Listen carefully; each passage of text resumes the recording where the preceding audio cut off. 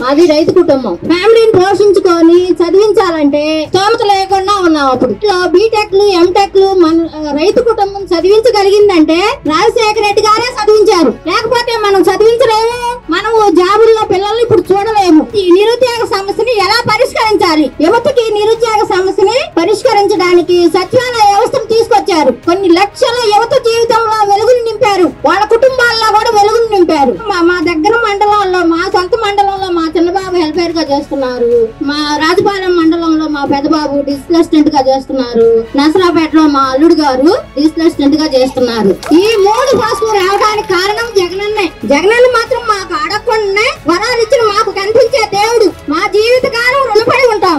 అలాగే సచివాలయం జాబ్ తీసుకున్న ప్రతి కుటుంబం కూడా జగనన్నకి రుణపడి ఉండాలి. జగనన్నకే ఓటేయాలి. జగనన్నే ముఖ్యమంత్రిగా చూడాలి. మన సమస్యలను తీరుస్తూ పెదకూరపాడు నియోజకవర్గం ఎమ్మెల్యే గారికి శంకర్రావు గారికి ఓటేసి మళ్ళీ